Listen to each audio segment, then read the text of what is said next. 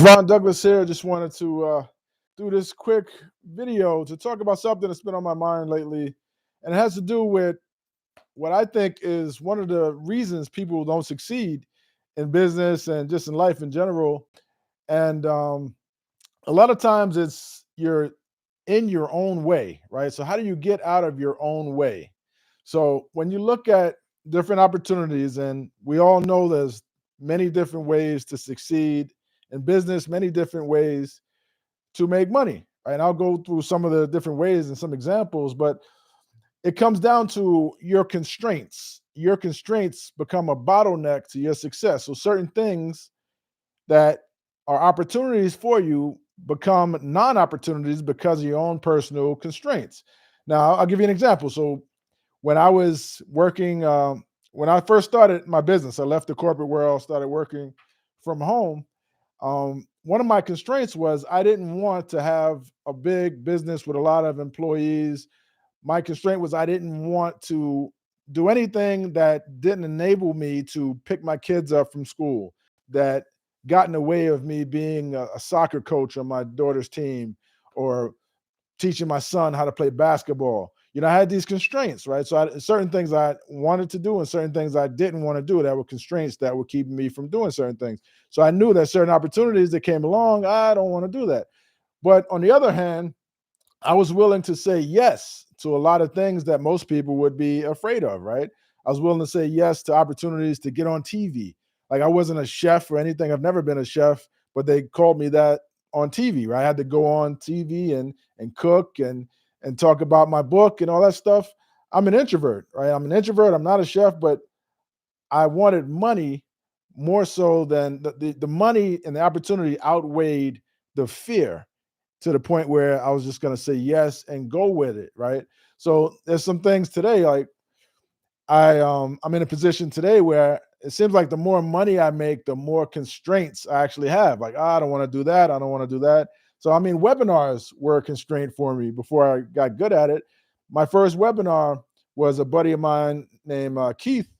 He said, "Hey, I have this open spot. I'm doing a webinar. You should come do a presentation and sell something." So I had never sold anything on a webinar before. And I didn't even have a product ready to go. I was still heavily just in the cooking space, selling cookbooks and recipes, wasn't really in the biz op space at all. But I said, you know what? He said, the opportunity is 3 weeks away. I said, you know what? I'm going to do it. I'm going to create, because I wanted to get involved. And I saw the money that was being made. And I'm like, I'm just going to go ahead and do that. So I had a product created within 3 weeks. I had that deadline, had a solid offer that I put together. And I think my first webinar, we made something like $9,000, something like that, my very first one. And then I got hooked on it, and it led to a lot of other things. The same way getting on the TV shows led to selling over 1.5 million books, becoming a New York Times bestseller, and then parlaying that into other opportunities and making millions of dollars from all that. Had I had a constraint saying there's no way I'm going to go on television, there's no way I'm going to talk to such a big crowd, there's no way I'm going to go on there and act like a chef and do all this stuff. If that was my constraint, it would have never happened. So you have to look at what your constraints are, right? There's so much money out there. There's really no excuse for being broke, right? I mean, literally, you can go out right now, go down to Home Depot, rent a power washer, or find some day laborers with a power washer and be like, yeah, I got some gigs for you. I'll let you know. Give me your number. And when a gig comes up, I'll call you. You come and you do the power washing. So you could broker that type of deal. Maybe they charge you, $150 to power wash your driveway. Then you go door by door and you say, hey, your driveway, knock on doors. Hey, your driveway looks a little dirty. We're a power washing company. If you're interested, we're running a special right now on power washing. We'll do it for you. Instead of $700, we'll do it for you for $500. Right. So, knock on enough doors, you're going to get enough people doing that. So $500 a pop. You do 2 in the morning, 2 in the afternoon. That's $2,000 a day. $2,000 a day. That's $60,000 a month. That's over $700,000 a year, right? In a power washing gig. I mean, you can do the same thing. You can find people that have mulch around their garden or in their backyard that need it replaced. So pine straw, they need this replaced every year, pretty much. And you just go to them and be like, "Hey, I noticed, you need some new pine straw. Your pine straw is running thin. We're having a special right now. We'll do the pine straw for you for $700 or something." And it's like it's just a matter. It's just a numbers game, right? But most people have that constraint, where they say, "There's no way I'm going to knock on any doors. I'm not going to broker any deals. I'm not doing any of that stuff." So you leave that money on the table. And to me, it's a shame to accept being broke rather than go out and make opportunities happen, right? You can reach out to people online. If you do a video every day on YouTube on a hot topic that people are really searching for, you're going to make YouTube ad revenue. And then you could tell some of those folks, like, "Hey, you build an audience and you could sell affiliate products, so you can get people on your email list, like many of our students do."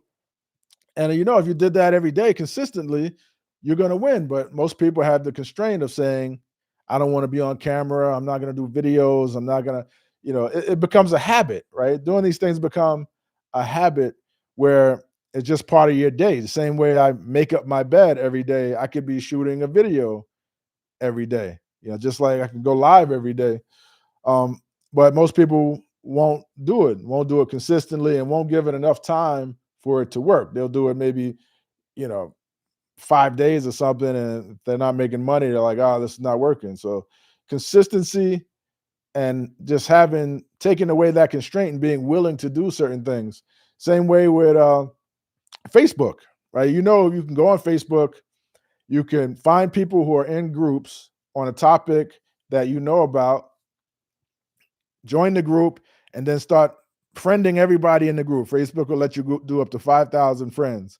Now you have 5,000 friends, and you're making posts on your page, and they're seeing your posts, and you're proving that you're an expert on that topic. And then you can sell a course related to that topic. You can sell coaching related to that topic.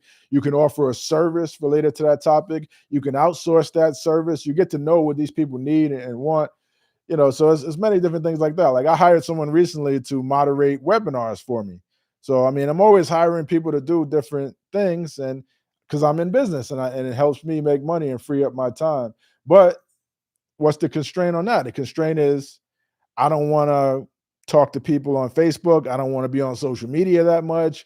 I don't want to reach out to people. I don't want to post. I don't want to, put myself in a position where people are looking at me as an expert. I don't want to be judged. So there's so many different things. So you have to look at what are your constraints that are holding you back from success.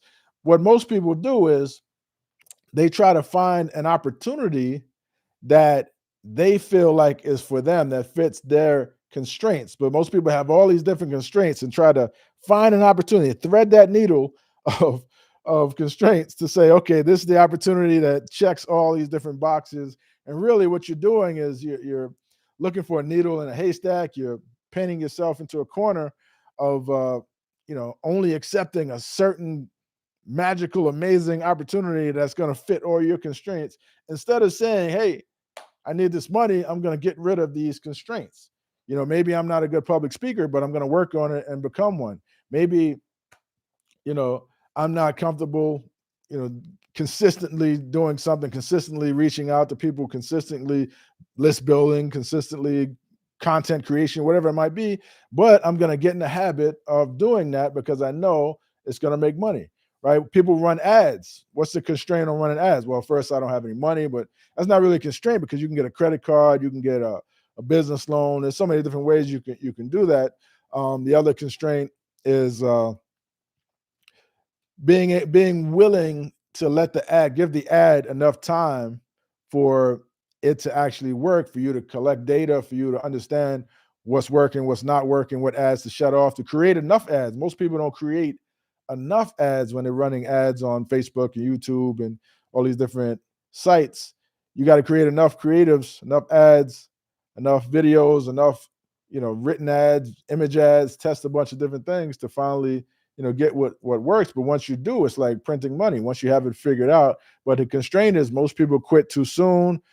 most people, have unrealistic expectations. Like they want to spend $100 and make $10,000. So I mean, doesn't normally. It probably is not going to happen that way for you unless you're selling the cure for cancer or something.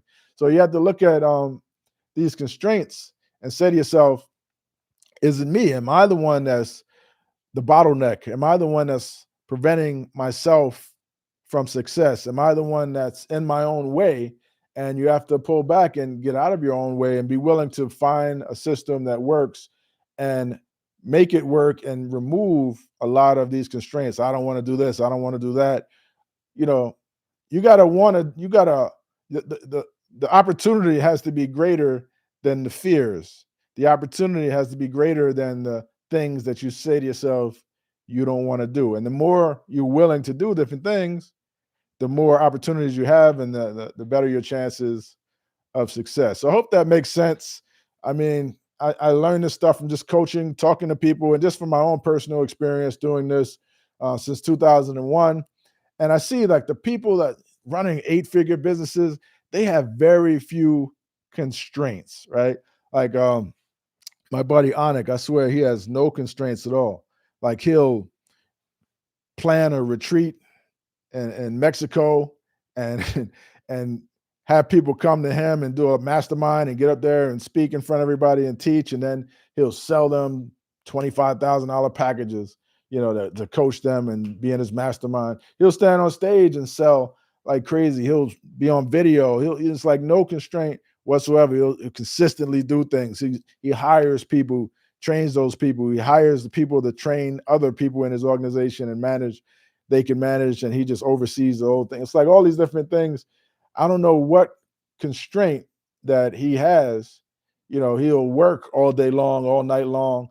So, I mean, it's you have to evaluate and see, weigh the pros and cons and see are the constraints really worth it to you? Like some constraints are, some constraints are not. Like my constraint of wanting to be a stay-at-home dad, wanting to have that flexibility to, just be a part of everything that they were doing, that was a constraint I do not regret. I mean, granted, I probably left millions of dollars on the table, but I figured out a way to still make millions, become a multimillionaire and all that stuff, and maintain that and grow everything and take it to another level and be financially free. I still figured it all out, but I'm just saying that constraint was worth it. Other constraints were not worth it. I might have had a constraint saying I don't want to go talk on TV, but I knew that the opportunity was bigger than that constraint. And that constraint would not have been worth it at all, because it's like in my mind, it's sometimes it's a confidence thing. Sometimes it's just you telling yourself, I don't want to do this, I don't want to do that, and you miss out on one opportunity after the next. So it becomes a thing of like, how much do you really want success? And the more you've made, the more comfortable you are. If you have a nice cushy job, a dependable job, you have more constraints on what you are willing to do, right? But if you've hit rock bottom, right, and you're struggling and you have to make it happen, that's why a lot of actors, right, succeed. They burn all bridges, like they quit their job and move to Los Angeles and become a waiter and eat ramen noodles, and their only goal is to achieve success, become a famous actor. If you listen to the story of Sylvester Stallone, he was like that. He was down on his last. He had to sell his dog. He sold his dog to a guy just to make extra money to keep his dream alive of that movie Rocky. He wrote the script. They wanted to buy the script from him. He was like, "You can't buy the script unless I'm the star of the movie." He wanted to be a movie star. He didn't just want to accept them giving him a little change for the script. He wanted to be in the movie, star in the movie, for better or worse, and that's what ultimately happened. So, if you're determined, if you really want it, no matter what it might be, if it's possible for you and you really want it, then it will happen for you. But if you give yourself a bunch of excuses and reasons why you don't want to do it, and I don't want to do this, I don't want to do that, it's too much work. I have a friend that always says, I tell him opportunities, and he's like, I don't want to do that because that's going to be work for me, and I just want to live a cushy lifestyle or whatever. I'm like, all right, well, you're never gonna, get ahead of where you are now because of that constraint. And you just understand that if you're fine with that, great. If not, then you really need to look at that constraint and say, is this really worth it? Worth me not achieving what I want to achieve? Worth me not changing my life for the better, changing things for my loved ones and for the people around me, making their lives better. That's really the best part of all this. I'm willing to drop all constraints if it helps them succeed, helps them live a better life, helps them, eat. So that's the way I always looked at it. So hopefully that makes sense. I'm kind of rambling on, so I'll end this stream. But appreciate if you could leave me a comment below if that found that inspirational, motivational in some way, or just gave you some clarity on what you need to do. So talk to you again soon. Take care. Have a great day.